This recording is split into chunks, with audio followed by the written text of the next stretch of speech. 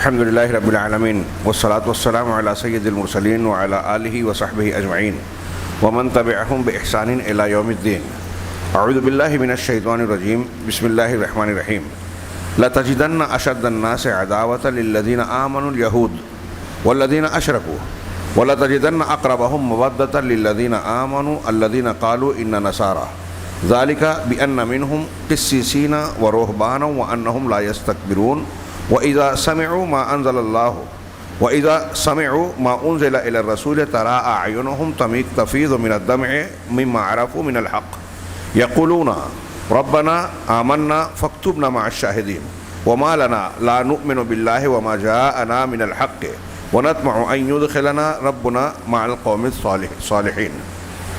محترم حاضرین، حمد و صلات کے بعد سورہ مائدہ کی آیت نمبر 82 تا 84 میں نے آپ حضرات کے سامنے تلاوت کی. شیخ دکتور ربیع بن ہادی مدخلی نے اپنی مجالس میں ان آیتوں کا ذکر کرنے سے پہلے تمہیداً کہا کہ آج ہم نے قیام اللیل، جسے ہم لوگ تراویح کہتے ہیں، میں جو کچھ قرآن سنا، یقیناً اللہ رب العالمین سے امید، اور انہوں نے کہا کہ امید ہے کہ سننے والوں نے اس سے ضرور فائدہ اٹھایا ہے. اللہ اس کی برکت دے اور ہم نے اس سے فائدہ اٹھایا ہوگا اجر و ثواب کی شکل میں. جس نے معنی و مفہوم سمجھا، وہ عربوں میں مخاطب تھے، عربی لوگ عربی زبان جانتے ہیں، تو جاننے والوں کے لیے اور زیادہ فائدہ ہوتا ہے. پھر شیخ نے کہا کہ پچھلی مجلسوں کی عادت کی طرح پڑھی گئی آیتوں میں سے چند آیات کی روشنی میں ہم کچھ باتیں پیش کرتے ہیں، کچھ کلمات عرض کرتے ہیں. اسی طرح آج کی مجلس میں ہم پیش کر رہے ہیں، اور اس سلسلے میں انہوں نے ایک بہت ہی حساس موضوع کو چھیڑا. ابھی میں یہاں ذکر کروں تو بعض لوگوں کو شاید ایسا لگے گا کہ یہ موضوع ہمارے لیے غیر ضروری ہے، لیکن آپ کو معلوم ہونا چاہیے کہ آج کل جو نیٹ کا زمانہ ہے، گھر گھر میں ہاتھوں میں موبائل ہے. ہم یہ خبریں سن رہے ہیں کہ ہمارے درمیان سے کچھ بچے بچیاں اسلام چھوڑ کر دوسروں کا ساتھ اختیار کر رہے ہیں، دوسرے مذاہب میں جا رہے ہیں، کہیں یہودی سازش کا شکار ہو رہے ہیں، کہیں غیر مسلم بن رہے ہیں، اور ایسی اور بھی خبریں آ رہی. یہ ان تحریکات کا اثر اور نتیجہ ہے. ہمارے یہاں جو تربیت کی کمی ہے اس کا فائدہ اغیار اٹھا رہے ہیں، اور اس بیچ میں ہمارے یہاں قرآن و حدیث کے مضامین کو غلط انداز میں پیش کر کے لوگوں کو گمراہ کرنے کا ایک طبقہ کام کر رہا ہے. اسی تصور تناظر میں یہاں عنوان قائم کیا گیا اس درس اور اس مجلس کا، الرد علی دعات وحدت الادیان، وحدت ادیان کے داعیوں کا رد. وحدت ادیان، کئی مذاہب کو ملا کر ایک مذہب بنا لینا. ہمارے یہاں عالم اسلام میں آج کی تاریخ میں بھی کافی سالوں سے یہ ایک تحریک چلی تھی کہ آسمانی مذاہب جو ہے سب کو ملا لیا جائے. یہودیت بھی آسمانی مذاہب ہے، نصرانیت بھی اور اسلام بھی، تینوں کو ملا لیا جائے. میں نے اس سے پہلے ذکر کیا تھا، سنا ہے کہ لیبیا کے جو کرنل معمر قذافی تھے وہ اسی کے قائل تھے. بعض لوگوں کا کہنا ہے ان کی سبز کتاب جو مجھے ملی نہیں، اس کا اشتہار دیکھا تھا، اس میں انہوں نے یہی پیش کیا تھا. بہرحال وہ مانے یا نہ، وہ مانتے ہو یا نہ مانتے ہو، یہ ایک تحریک تھی. ہم نے شبہات کے فتنے کے جو دروس ہوئے اس میں خارجی طور سے جو مسلمانوں پر حملے اور مسلمانوں کے خلاف سازشیں ہو رہی ہیں اس کا تذکرہ کرتے ہوئے اس کا بھی ذکر کیا گیا کہ ایک طبقہ عالمی سطح پر غیر مسلموں میں سے مسلمانوں میں یہ ایک جراثیم ڈالتا ہے کہ ارے مل کے چلا جائے، سارے مذاہب ایک، کوئی اسلام اور نصرانیت کو ایک کرنے کی بات کرتا ہے. یہاں انہی کا تذکرہ شیخ نے کیا. چنانچہ شیخ نے کہا کہ ایسی مشکلات جو آج ہمارے درمیان قائم ہیں مسلمانوں میں، عالم اسلام میں، اور اہل حق جس کا سامنا کرنے پر مجبور ہیں، وہ ایک یہ بھی ہے کہ مذاہب کو آزادی دی جائے اور ان کو ملا کر وہ مذاہب کے درمیان، الگ الگ مذہب کے درمیان اخوت، بھائی چارہ اور یگانگت قائم کیا جائے، وحدت ادیان اختیار کی جائے. چنانچہ ہر مسلمان کو، آج ہم کو اور آپ کو، آپ سوچتے ہیں کہ اس سے ہمارا تعلق نہیں ہے، غلط فہمی ہے. ہمارے بیچ میں ابھی ہم لوگ ایک دن جمعہ کے روز بمبئی سے لوٹتے ہوئے اگتپوری رکے. وہاں ہمارے ایک بھائی نے بات کرتے کرتے بتایا کہ اس ایک شہر میں اگتپوری کتنا مشہور ہے اور اس سے لگا ہوا گھوٹی. کہا گزشتہ 6 مہینے میں یہاں 10 مسلم لڑکیاں جا چکی ہیں اور شادی بیاہ کر کے رہ رہی ہیں، مذہب تبدیل کر کے۔ اگر ایک مسلمان صرف اس ایک خبر کو، اور مختلف شہروں علاقوں میں جو آ رہی ہے اور کوششیں ہو رہی ہیں کھل کے، جو فرقہ پرستوں کی جانب سے زہر اگلا جا رہا ہے، ہاں اس پہ انعام کا اعلان کیا جاتا ہے، ایک طرف یہ اور دوسری طرف جھوٹا پروپیگنڈا کہ مسلمان غیر مسلم سے تعلق قائم کر کے لو جہاد کر رہا ہے، یہ حقیقت نہیں ہے اس کی کوئی، ہاں اسے بیان کیا جاتا ہے۔ تو یہ ہمارے گھروں یہاں ہو رہا ہے، ہم ان مسائل کو ایسے ہی سرسری لیتے ہیں، دینی معاملات میں ہم سنجیدہ ہے ہی نہیں، ہمیں خود فکر نہیں ہے دین سیکھنے کی، عقیدہ جاننے کی، تو اپنے گھر کی عورتوں کو کیا سکھائیں گے؟ جب آپ نے گھر کی عورتوں کو نہیں سکھایا، پھر ان کو موبائل دے دیا، ٹی وی چینل پہ بیٹھا دیا، سیریل دیکھ رہی ہیں، پھر غیر مسلم کالجوں میں اسکولوں میں جا کے وہ غیر مسلموں کے بیچ دوستی کرتے ہوئے تعلیم حاصل کر رہی ہیں، تو نتیجہ کیا نکلے گا؟ اس میں ان سے پہلے غلطی ہمارے سماجی معاشرتی تعلیمی ڈھانچے کی ہے، جائزہ لینا چاہیے سنجیدگی سے۔ اور آج مسلمانوں کے لیے وقت آ گیا کہ جاگیں، اٹھیں، آنکھیں کھولیں اور یہ حالات دیکھیں۔ یہ علماء کرام بیان کرتے رہتے ہیں، لوگ اس کو توجہ نہیں دیتے۔ شیخ نے یہاں کہا کہ مسلمان کے لیے واجب ہے کہ اسلام کے خلاف ان حملوں کو اور اس سازشی اسالیب اور طریقوں کو اچھی طریقے سے جانیں، اس سے بیدار ہو جائیں، ہاں۔ اور پھر اس ضمن میں آگے انہوں نے کہا کہ جو لوگ یہ کہتے ہیں کہ مسلمانوں اور عیسائیوں کو ملا دینا چاہیے، اخوت اور بھائی چارہ اختیار کرنا چاہیے، وہ اس میں اخوان المسلمین کے لوگ بھی ہیں، وہ قرآن کی سورہ مائدہ کی انہی آیات سے استدلال کرتے ہیں جو ہم نے پڑھی۔ یہاں میں ایک ضمناً ذکر کر دوں کہ یہاں اس آیت کے ضمن میں صرف نصارہ سے میل جول کرنے کی بات کہی گئی ہے۔ ہاں، یہ جو اخوان المسلمین کے بانی علامہ حسن البنا صاحب تھے، انہوں نے ایک جلسے میں جہاں یہودیوں کا ڈیلیگیشن حاضرہ ہوا تھا مصر میں اپنی زندگی میں، ہاں، اور مسلمان بھی تھے، تو اس خطاب میں کہتے ہیں کہ خصومتنا مع الیہود لیست دینیہ او کما قالا، کہ یہودیوں سے جو ہماری لڑائی اور جھگڑا ہے وہ دینی جھگڑا نہیں ہے، مذہبی جھگڑا نہیں ہے۔ انا للہ و انا الیہ راجعون۔ علماء کرام نے ان کے اس جملے پر بہت زبردست ان کا مواخذہ کیا اور کہا کہ آپ کا مقصود کیا ہے؟ قرآن کہہ رہا ہے کہ یہود تمہارے دشمن ہیں، قرآن کہہ رہا ہے کہ ان سے دوستی نہ کرنا، قرآن بتا رہا ہے کہ یہ اپنے دلوں میں مسلمانوں کے خلاف بغض اور عناد رکھتے ہیں، اور یہ کبھی اس وقت تک راضی تم سے نہیں ہوں گے جب تک تم اسلام چھوڑ کر ان کے مذہب کو اختیار نہ کر لو، اور آپ کہہ رہے ہو کہ دینی جھگڑا نہیں ہے۔ قرآن نے جس کو دشمن کہا ہے تو پھر اس سے ہماری دشمنی دینی نہیں تو اور کون سی ہے؟ تجارتی ہے، سیاسی ہے؟ ہاں، تو یہ اونچی مقام سے جاہلانہ باتیں یا قرآن و حدیث کے خلاف باتیں کی جاتی ہیں، اور جو لوگ ایسے لوگوں کو بڑا مان لیتے ہیں، ان کے پیچھے چلتے ہیں، تو پھر ان کی غلط باتوں پر بھی آمنا صدقنا کہہ کے مان لیتے ہیں۔ یہ بہت بڑی مصیبت ہے۔ شیخ نے ایسے ہی مصیبت کا پردہ فاش کرتے ہوئے یہاں یہ درس کا دیا اور کہا کہ جو لوگ اخوان المسلمین اور ان کے علاوہ جو لوگ اس کے قائل ہیں، میں آپ لوگوں سے ذکر کروں کہ آج کل بعض مسلمان کہلانے والے کچھ لوگ ہیں جو اس تحریک پہ کام کر رہے ہیں اور اس طرح کی باتیں کر رہے ہیں، واٹس ایپ پر اور دوسری چیزوں پر اس طرح کے میسج ڈالتے ہیں کہ ایک سادہ اور عام مسلمان، خاص طور سے شہروں یا دیہاتوں میں رہنے والے وہ مسلمان جو علماء سے، مسجد سے، دین سے ٹچ نہیں ہیں، جو خطبے نہیں سنتے، جو قرآن کا درس اور حدیث کا درس سنتے نہیں ہیں، دینی تعلیم جن کی تازہ نہیں ہے، ان پر ایسی چیزیں بہت جلدی اثر کرتی ہیں، کیونکہ وہ اپنی عقل سے سوچتے ہیں، ان کو لگتا ہے کہ ہاں اگر میل جول کر لے تو مسلمانوں کا بھلا ہے۔ غلط بات، غلط فہمی ہے، کیونکہ وہ خود یہ ایک جال کے طور پر استعمال کر رہے ہیں۔ عالمی سطح پہ وحدت ادیان کا جو جال پھینکا گیا ہے، اس کا مقصد ان کے یہاں یہ نہیں ہے کہ مسلمانوں سے دوستی کریں، ان کا مقصد ان کا یہ ہے کہ مسلمانوں کو مسلمان نہ رہنے دیا جائے۔ یہ میں ہوائی بات نہیں کہہ رہا ہوں، اس پر ہم نے تفصیلی بات شبہات کے فتنے وغیرہ میں کچھ حوالوں سے کی ہے۔ ہاں، چنانچہ شیخ نے کہا کہ قرآن کی اس آیت سے وہ لوگ دلیل دیتے ہیں کہ یہود اور مسلمانوں کو عیسائیوں سے دوستی کر لینا چاہیے، مل جانا چاہیے۔ آیت کیا ہے؟ اس آیت کا ترجمہ غور سے سنیں۔ اللہ نے ارشاد فرمایا لَتَجِدَنَّ أَشَدَّ النَّاسِ عَدَاوَةً لِلَّذِينَ آمَنُوا الْيَهُودَ، کہ ایمان والوں کا سے دشمنی میں سب سے زیادہ سخت آپ ان لوگوں کو پائیں گے، مسلمانوں سے سب سے زیادہ سخت دشمنی رکھنے والا آپ ان کو پاؤ گے جو کہتے ہیں جو یہود ہیں، یہود کو پاؤ گے، والذین اشرکوا، اور وہ لوگ جو مشرک ہیں۔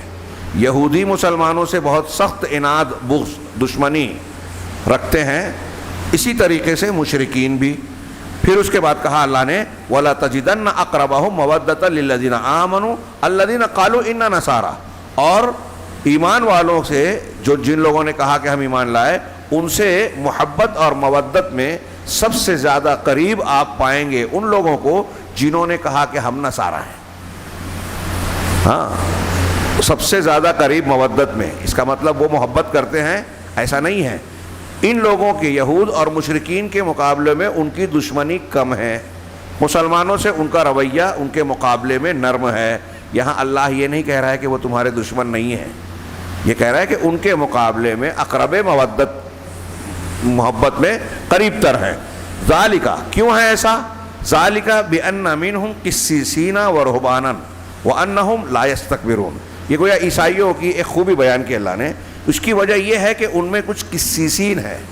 قسیس کا ترجمہ عقل والے، دانش والے کرتے ہیں، یہاں مراد وہ ہے جو ان کے علماء ہیں، ان کے اندر جو علماء، پادری، خطبہ ہیں، ان کے اندر کچھ علماء و رہبان، رہبان راہب کی جمع، عبادت گزار نیک لوگ جو رہبانیت اختیار کر لیتے تھے، تو ان کے اندر کچھ نیک لوگ اور عبادت گزار لوگ ہیں، اور وہ لوگ وَأَنَّهُمْ لَا يَسْتَكْبِرُونَ، اور وہ لوگ تکبر نہیں کرتے، اکڑتے نہیں ہیں، یعنی ان کے اندر تواضع ہے، ان کے اندر نرمی ہے۔ یہ نصارہ کی ایک خوبی ہے، کیونکہ ان کی تعلیمات ان کی کتاب میں کہا گیا، یہاں تک کہا گیا جیسا کہ مشہور ہے کہ ایک گال پر کوئی مارے تو دوسرا گال پیش کر دو۔ ہاں، کہا وَإِذَا سَمِعُوا، اور ان کی یہ خوبی، یہ ان کے علماء اور قسیسین جو ہے، انہوں نے وَإِذَا سَمِعُوا مَا أُنزِلَ إِلَى الرَّسُولِ، جب انہوں نے سنا وہ چیز جو اللہ کے رسول کی طرف نازل کی گئی ہے، تَرَىٰ أَعْيُنَهُمْ تَفِيضُ مِنَ الدَّمْعِ، تو آپ دیکھتے ہیں کہ ان کی آنکھیں آنسوؤں سے بہہ پڑی، ان کی آنکھوں سے آنسو جاری ہو گئے۔ اس طرح آپ دیکھ رہے ہیں، کیوں ایسا ہوا ان کی آنکھوں سے آنسو جاری ہو گئے، رونے لگے؟ مما عرفوا من الحق، اس وجہ سے کہ حق کو انہوں نے پہچان لیا، جو انہوں نے حق کو جانا اس وجہ سے قرآن سن کر ان کی آنکھوں سے آنسو جاری آپ نے دیکھا۔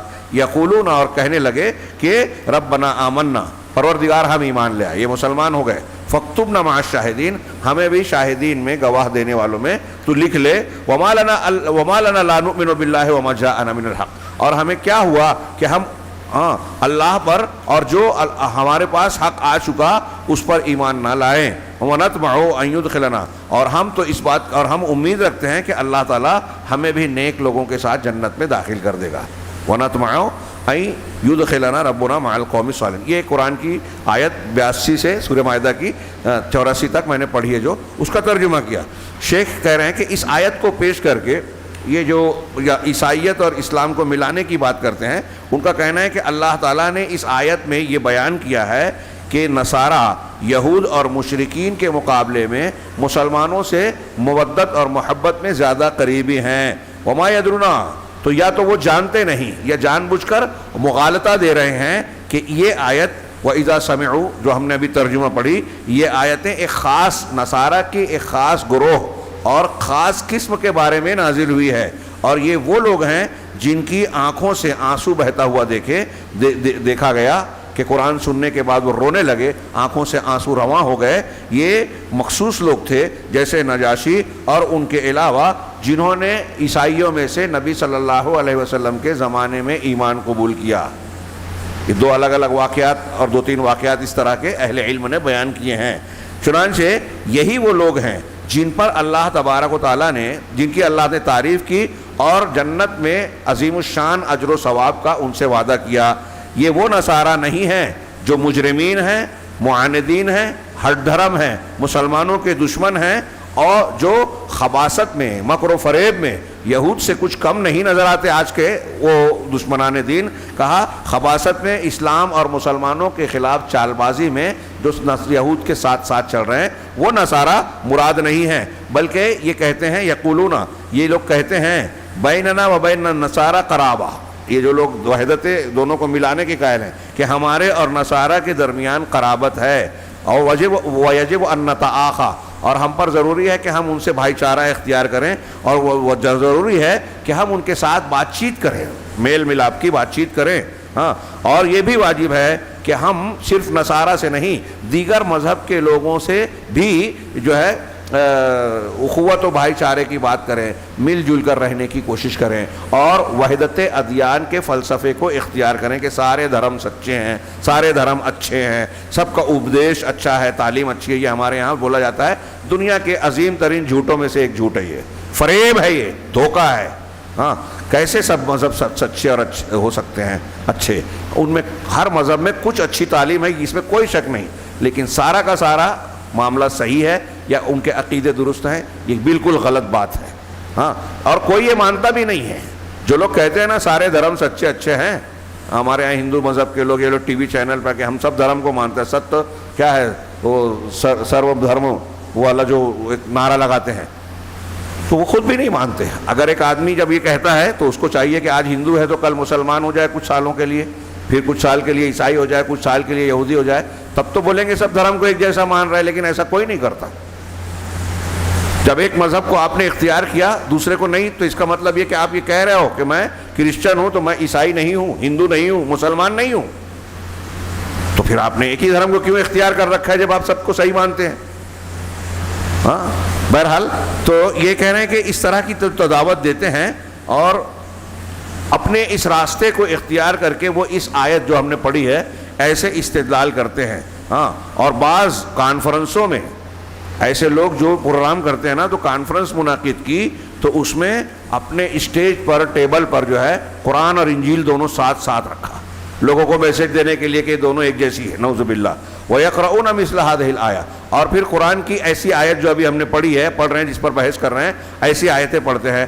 اسی طریقے سے نصارہ انجیل کی کچھ آیتیں پڑھتے ہیں اور جو آیتیں وہ پیش کرتے ہیں، اب اس کے بارے میں ہو سکتا ہے کہ اس میں تحریف کی گئی ہو، ہاں، تاکہ اسلام اور نصرانیت کو ملانے کی بات پیش کی جائے.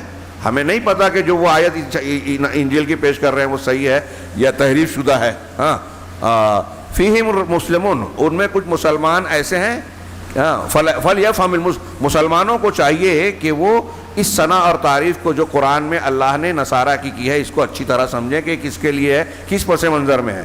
ہاں، شیخ نے وضاحت کی. اب وہ جو آیت ہے اس کے بارے میں وضاحت کر رہے ہیں کہ یہ ایسے نصارہ میں سے کچھ ایسے لوگ تھے جو رسول اللہ صلی اللہ علیہ وسلم کے زمانے میں اس حالت کے تھے جس کا تذکرہ کیا گیا. ہاں، نجاشی ایسی شخصیت تھی. ہاں، اسحامہ نجاشی، نبی صلی اللہ علیہ وسلم کے زمانے میں جب مسلمان وہاں گئے، نبی آپ نے شیخ ایک صحابی زمری ابن امیہ زمری کے ہاتھ سے خط بھیجا بادشاہ کو، تو انہوں نے دربار میں وہاں حبشہ میں موجود مسلمانوں کو بلایا.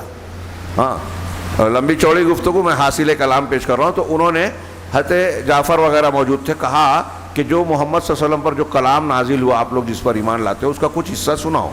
تو حضرت جعفر بن ابی طالب رضی اللہ تعالیٰ عنہ، حضرت علی کے بھائی، ہاں، انہوں نے کھڑے ہو کر سورہ مریم کی اس وقت جو آیتیں نازل ہو چکی تھی، سورہ مریم کی وہ آیتیں پڑھی جس میں حضرت عیسیٰ علیہ السلام کا ذکر ہے کہ وہ اللہ کے رسول، اللہ کے بندے اور کلمۃ اللہ روح اللہ وغیرہ ہیں. یہ سب تذکرہ اس میں کیا. تو حضرت عیسیٰ سے متعلق آیتیں پڑھی. ہاں، تو کہہ رہے ہیں جب جعفر بن ابو طالب نے، شیخ نے وہی روایت نقل کی، اس پر نجاشی پر وہ آیتیں پڑھی، اور نجاشی نے اپنے ساتھ دربار میں ان کو بلانے کے ساتھ ساتھ اپنے کچھ علماء کو بھی بلا لیا، قسیسین رہبان کو، کچھ عوام کو بھی بلا لیا. چنانچہ جب جعفر بن ابی طالب نے سورہ مریم کی وہ آیتیں پڑھی، فقال لہ النجاشی، تو نجاشی نے ان سے کہا حل معک، ہاں، یہ وہی بتایا تمہارے پاس قرآن کچھ ہے؟ تو جعفر نے کہا ہاں. تو کہا اس کا کچھ حصہ مجھ پر پڑھو. تو حضرت جعفر نے کاف ہا یا عین صاد یعنی سورہ مریم کی آیتیں، ابتدائی آیتیں پڑھی. حضرت ام سلمہ کہتے ہیں، اللہ کے رسول صلی اللہ علیہ وسلم کی زوجہ مطہرہ ام المومنین، حضرت ام سلمہ کہتی ہیں کہ یہ آیتیں سن کر نجاشی رو پڑے، اور اللہ کی قسم نجاشی اتنا روئے کہ ان کی داڑھیاں تر ہو گئی. پھر ان کے جو اساقفہ تھے، پادری وہاں موجود، قسیسین جس کو قرآن نے کہا، یہاں اساقفہ کا لفظ ہے روایت میں، اسقف کی جمع پادری کو کہتے ہیں. ان کے جو پادری تھے، ہاں، وہ بھی اتنا روئے کہ ان کے سامنے جو ان کے مصحف تھے وہ بھیگ گئے. ہاں، جب انہوں نے قرآن کی وہ آیتیں سنی جو ان پر تلاوت کی گئی تھی، یعنی سورہ مریم کی ابتدائی آیتیں. دیکھیے عربی جاننے والوں پر کیا تاثیر ہوتی ہے، علم والوں پر کیا تاثیر ہوتی ہے قرآن کی. اور ہم لوگ سنتے ہیں، فرق ضرور پڑتا ہے لیکن تاثیر میں فرق ہوتا ہے. جو جتنا قرآن سمجھے گا اتنا اس کا اثر ہوگا. ثم قال نجاشی، کبھی کبھی بغیر سمجھے بھی روتے ہیں. ہاں، میں نے بعض واقعات، کیلانی صاحب نے بعض واقعات نقل کیے. ایک عیسائی لڑکی تھی لنڈن یا امریکہ کی، اس کا واقعہ نقل کیا ہے. اس کی مسلم سہیلی نے افطاری کی دعوت دی، وہ عیسائی تھی، افطار میں شریک ہو گئی. اس کے بعد جب مغرب کی نماز ان لوگوں نے جماعت بنا کر پڑھی تو وہ کنارے بیٹھی رہی، اور قاری نے جب قرآن پڑھا تو قرآن کو سن کے ساتھ وہ خود کہتی ہے بعد میں کہ مجھے سمجھ کچھ نہیں آ رہا تھا، لیکن اس کلام کو سننے کے بعد میرے اوپر کیفیت ایسی طاری ہوئی کہ بے ساختہ میری آنکھوں سے آنسو جاری ہو گئے اور میں رونے لگی. اور پھر جب وہ نماز سے فارغ ہوئے تو میں نے اپنی سہیلی سے کہا کہ یہ کیا تھا جو تم لوگ پڑھ رہے تھے؟ مجھے ایسی کیفیت سے کہا یہ اللہ کا کلام ہے، قرآن ہے. تو اس نے کہا کہ میں پڑھنا چاہتی ہوں. تو انہوں نے انگریزی والا قرآن دیا، بعد میں وہ مسلمان ہو گئی، مریم بن گئی. تو یہ اثر ہوتا ہے قرآن کا. بہرحال نجاشی اور یہ اساقفہ رونے لگے اور ان کے آنسو تیز بہت زیادہ بہے، جیسا کہ ابن ام سلمہ رضی اللہ عنہ نے کہا. پھر اس کے بعد ثم قال النجاشی، پھر نجاشی یعنی حبشہ کے بادشاہ کو نجاشی کہا جاتا تھا، نام ان کا اسحمہ تھا. ہاں، ان ھذا واللہ والذی جاء بہ موسیٰ، کہ یہ کلام جو تم نے پیش کیا، اللہ کی قسم یہ اور وہ کلام جو موسیٰ علیہ السلام لے کر آئے تھے، لَيَخْرُجُ مِن مِشْكَاةٍ واحد، وہ ایک ہی طاق سے نکلا ہوا ہے. مشکات طاق کو کہتے ہیں. ان کا مطلب تھا کہ ایک ہی جگہ سے نکلا ہوا ہے، یعنی وہ بھی اللہ کا کلام تھا اور یہ بھی اللہ کا کلام ہے. یعنی فی وصف عیسیٰ انہ عبد اللہ و انہ رسولہ. ان کا کہنا یہ ہے کہ حضرت عیسیٰ علیہ السلام کے وصف کے سلسلے میں اور اللہ کا کلام ہونے کے سلسلے میں کہ حضرت عیسیٰ علیہ السلام اللہ کے بندے اور اس کے رسول ہیں. ہاں، حضرت وہ اس واقعے میں اور بھی تفصیل ہے. یہاں آپ ملاحظہ فرما رہے ہیں کہ یہ گویا اس کو قبول کر رہے ہیں، اور پھر تاریخی اور حدیثوں کی روایتوں میں بالکل ثابت ہے کہ نجاشی خود مسلمان ہو گئے تھے اور ان کے بعض لوگ بھی.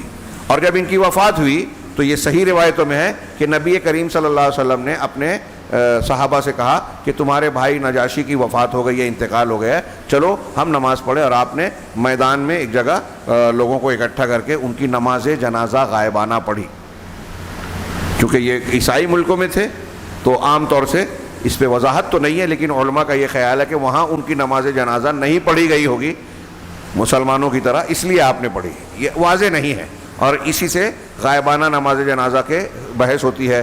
جو لوگ جواز کے قائل ہیں اسی سے استدلال کرتے ہیں، اور کچھ لوگوں کا کہنا ہے کہ جن کی اپنے مقام پر نماز غائبانہ نہ پڑھی گئی ہو ان کی پڑھنا چاہیے، جن کی پڑھی گئی ہو نہیں پڑھنا چاہیے. بعض لوگوں کا یہ خیال ہے، لیکن دوسرے لوگوں کا کہنا ہے کہ جب آپ نے ایک مرتبہ پڑھ لی تو ثبوت مل گیا، لہٰذا پڑھی جا سکتی ہے. واللہ عالم.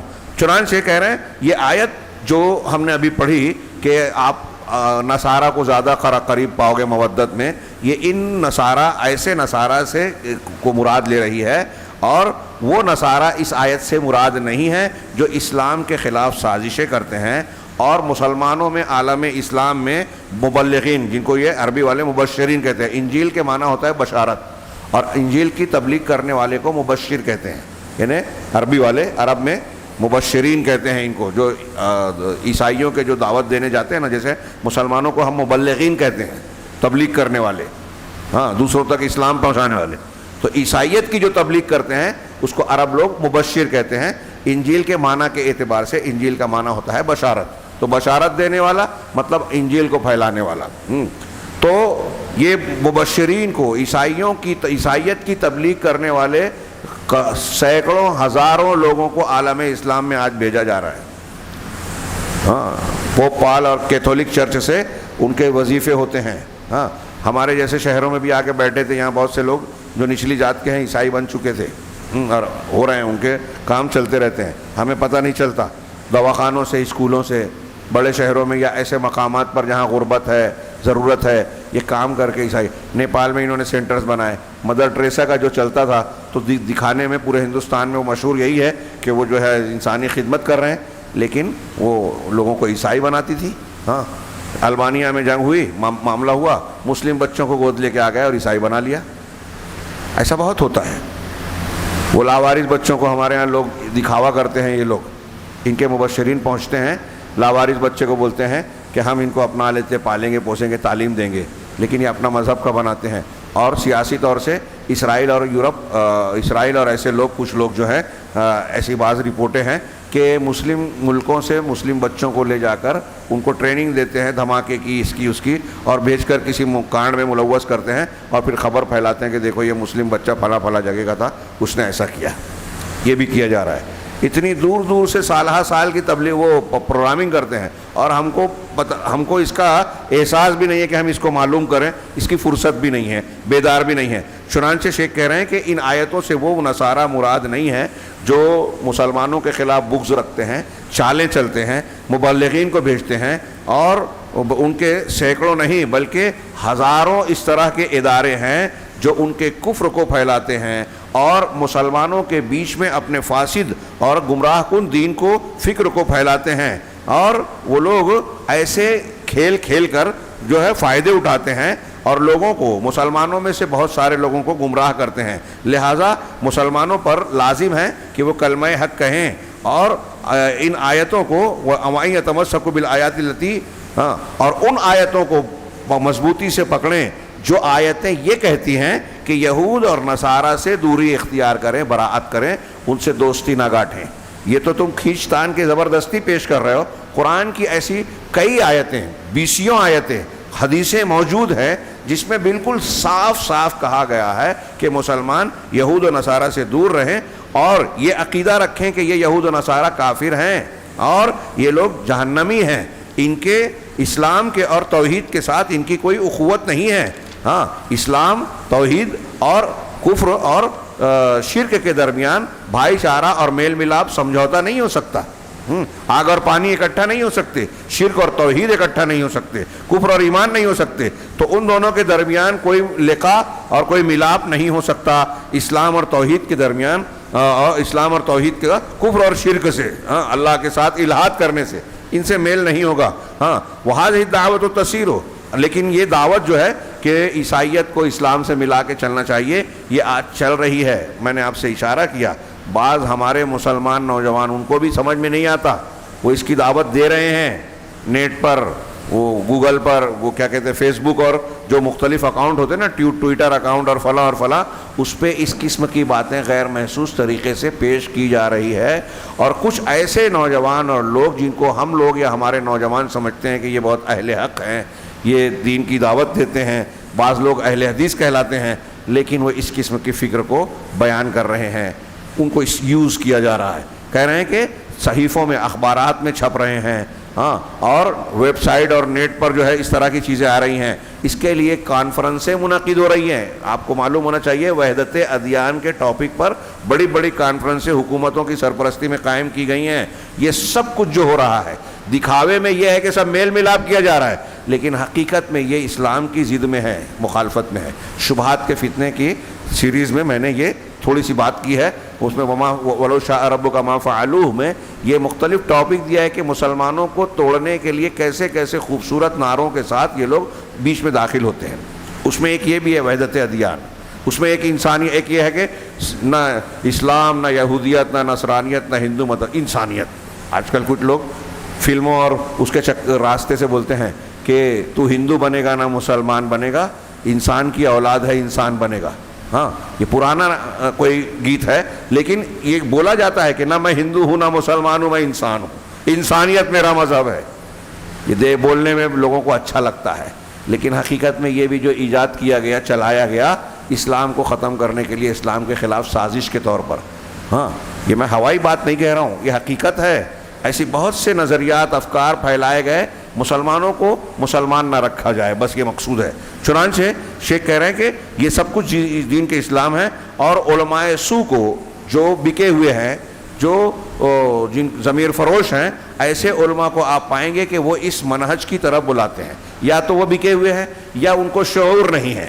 हाँ, चुनांचे इस इत्तेहाद और उखुवत की तरफ, हाँ, बड़े बड़े उलमाए सू दावत देते हैं और बड़ी बड़ी मकाम से जो बहुत हसास और मुसलमानों के मरकज़ माने जाने वाले, सेंटर्स माने जाने वाले मकामात हैं, वहाँ से कुछ उलमा ये काम कर रहे हैं। शेख ने बहुत खुल के कह दिया कि यहाँ हम देखते हैं कि मिस्र के मुफ्ती साहब وہ مسلمانوں اور نصارہ کے درمیان اس بھائی چارے کی دعوت دیتے ہیں۔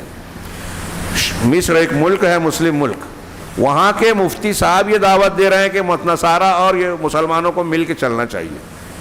اور ایسے اور بھی علماء ہیں عالم اسلام میں جن کی شہرت ہے ٹی وی اور کمال یہ ہے، حیرت انگیز وہ بات یہ ہے، بلکہ ہم کو سمجھ میں آتی ہے بات، کہ جو لوگ غلط اسلام پیش کرتے ہیں، جو لوگ مسلمانوں میں مذہب حق کی مخالفت کرتے ہیں، ان کو ٹی وی چینل پر حکومت میں زیادہ حق نمائندگی ملتی ہے، ایسے لوگ زیادہ میڈیا میں آتے دکھائی دیتے ہیں۔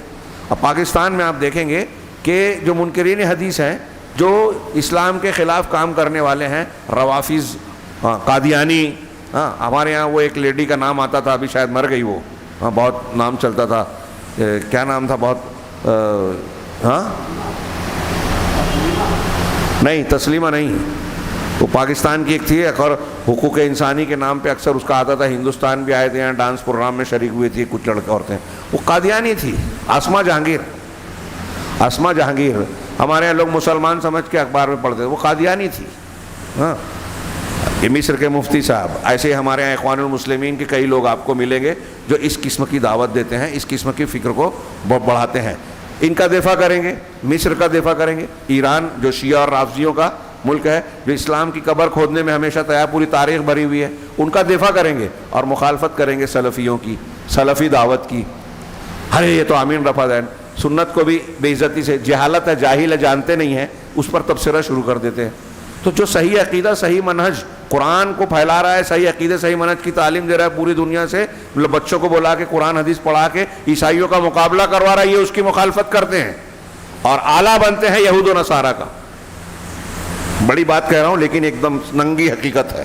چنانچہ شیخ کہہ رہے ہیں کہ ہمارے یہاں مصر کے جو مفتی صاحب ہیں وہ اس اخوت کی تعلیم دیتے ہیں، اور الی اخوۃ الدیانتین، الی اخوۃ الدیانتین، دونوں مذہبوں کے درمیان بھائی چارے کی، وَيَسْتَحْيُونَ فَقَطْ مِنَ الْيَهُودِ، یہ بچتے ہیں، شرماتے ہیں صرف یہودیوں سے، کہ مصر کی بات کر رہے ہیں مفتی صاحب کی، لیکن میں نے ابھی اشارہ کیا کچھ لوگ ایسے بھی ہیں جو یہودیوں سے بھی میل ملاپ کی بات کرتے ہیں، بھائی چارے کی بات کرتے ہیں۔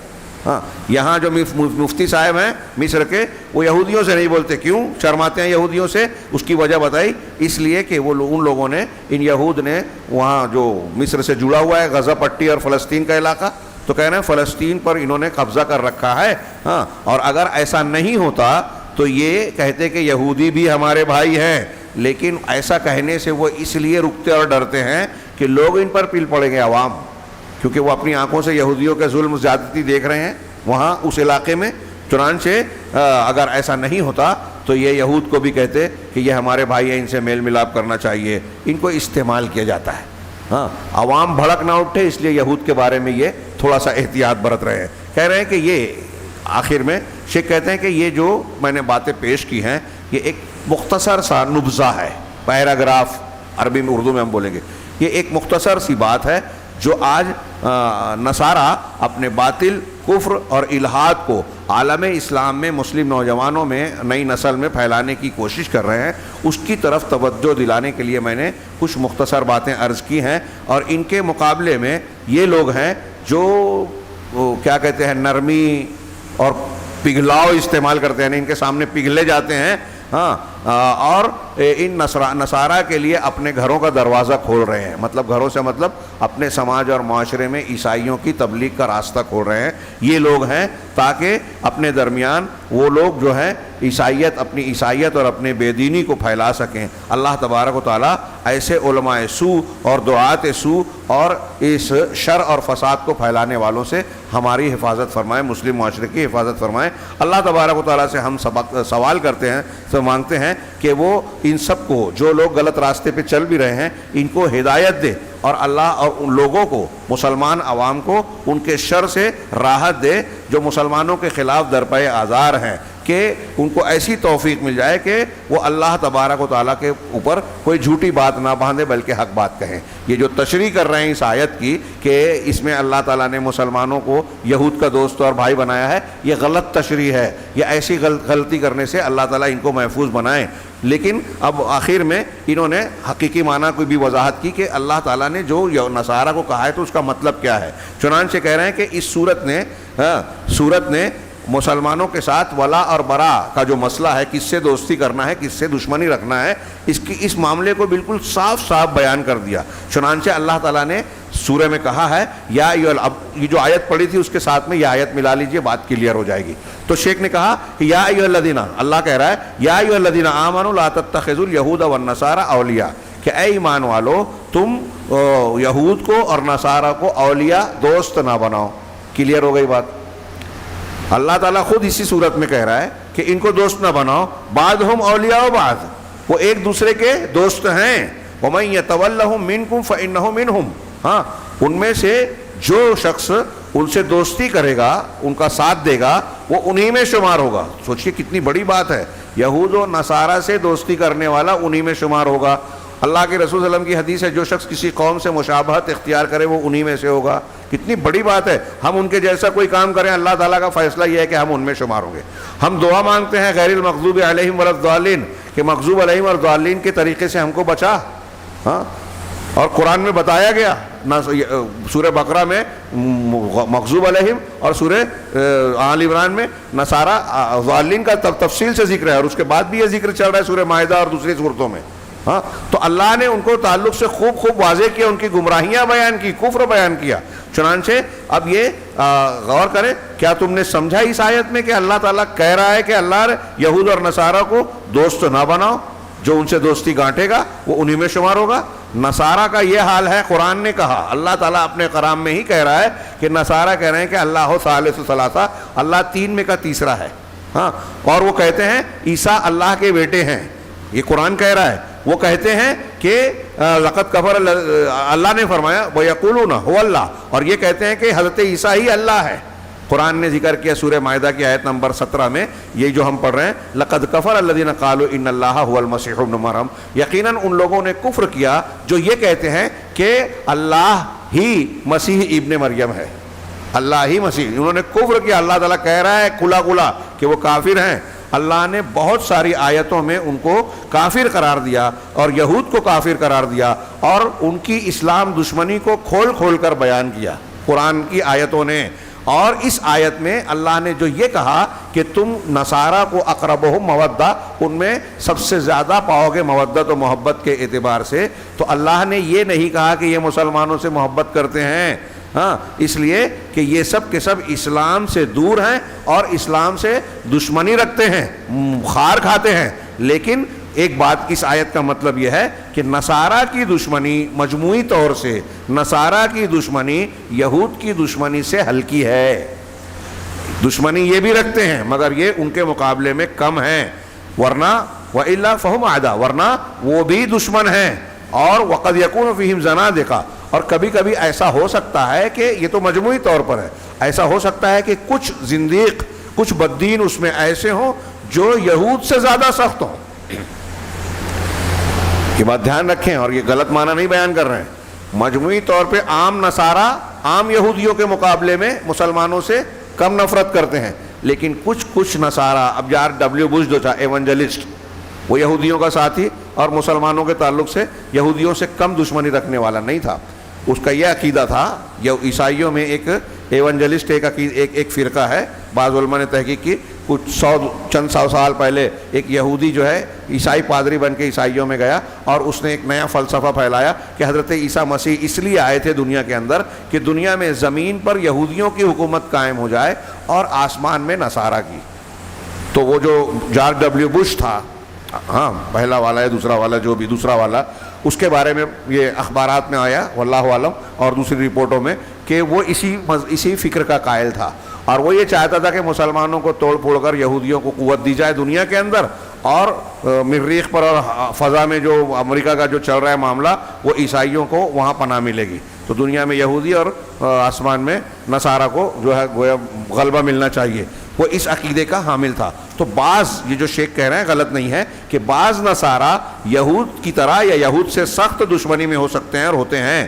کہہ رہے ہیں ومن غرس اليہود، اب سوال کیا کہ یہ بتائیے کہ مسلمانوں کے بیچ جو ہمارے آج کی نقشے میں ہم دیکھ رہے ہیں، عربوں کے بیچ میں اسرائیل کا ناپاک وجود ہے 60 سال سے اوپر سے، تو کس نے اس وجود کو بخشا؟ نصارہ نے۔ نصارہ نے ہی اس کو اپنے پاس سے اٹھا کر مسلمانوں کے بیچ میں ڈالا. ہاں وما اخذ توڑ پھوڑ کے عربوں کو توڑا اور ایک ریاست ان کی بنا دی. ہاں اور پھر ان کے مظالم کو کی پشت پناہی کرتے ہیں, ویٹو پاور سے جو ہے اس کو بچانے کی کوشش کرتے ہیں, بچاتے ہیں. وما اخذ الحکم من الاسلام فی القارۃ الہندیہ, کہہ رہے ہیں کہ سلطنت کو, حکومت کو ہندوستان کے بر اعظم میں کس نے مسلمانوں سے چھینا, اور پھر جب آزادی دینے گئے تو یہاں فتنہ چھوڑ کے گئے, تقسیم کیا, کشمیر کا مسئلہ چھوڑا, ہندو اور مسلمانوں میں جو ہے آگ لگا دی. کس نے کیا؟ یہی نصارہ نے. اور روافظ کو مسلمانوں پر مسلط کرنے والے نصارہ کے علاوہ اور کون ہیں؟ رافضیوں کو, شیعوں کو جو ہم پر مسلط کیا جاتا ہے, ان کو اسلام اور مسلمانوں کے خلاف طاقت دی جاتی ہے, اور گاہے بگاہے کبھی داعش اور کبھی ایسی تنظیمیں پیدا کرتی ہیں. یہ کون کرتا ہے؟ اس میں بڑا کردار نصارہ کا ہے. کیوں کرتے ہیں؟ ھذا کلہ, یہ سب کے سب جو عمل ان کا ہے, یہ اس بڑی دشمنی کی بنیاد پر ہے جو وہ اسلام کے تعلق سے رکھتے ہیں, اور اسی دشمنی پر ان کے یہ اعمال مرتب ہوتے ہیں. لہٰذا یہ جو دنیا میں ایک تحریک چلتی ہے اور خوبصورت دکھائی دیتی ہے کہ اسلام اور عیسائیت کو ملایا جائے, یہ بکواس بات ہے. کچھ لوگ اسلام, عیسائیت, یہودیت کو کہتے ہیں, کچھ لوگ کہتے ہیں سارے مذہب کی اچھی تعلیمات ہے, سب کو مل کے چلنا چاہیے. دشمنی, جنگ, قتال, یہ غلط ہے, ہم بھی کہہ رہے ہیں. لیکن ہر مذہب کو ہم یہ کہیں کہ سب سچے ہیں, سب کے سب ایک ہی راستے پر جا رہے ہیں, یہ بہت بڑا دھوکہ ہے. اللہ تبارک و تعالیٰ سے دعا ہے کہ وہ ہمیں صحیح دین کو سمجھنے کی توفیق عطا فرمائے. اس نے اس قرآن کو لوگوں کی ہدایت ہی کے لیے نازل کیا, اور قرآن نے بتایا کہ اللہ تعالیٰ کی صراط مستقیم جو جنت تک پہنچانے والی ہے وہ ایک ہی ہے, جو اللہ کا اپنے رسول اور قرآن کے ذریعے سے بتایا ہوا راستہ ہے. اللہ تعالیٰ ہمیں اسے سمجھنے اور اسی پر چلنے کی توفیق دے, اور ہمیں فتنوں سے, مصیبتوں سے, ہر قسم کی گمراہی اور عذاب سے محفوظ رکھے. وآخر دعوانا الحمدللہ رب العالمین وصلی اللہ علی نبینا محمد.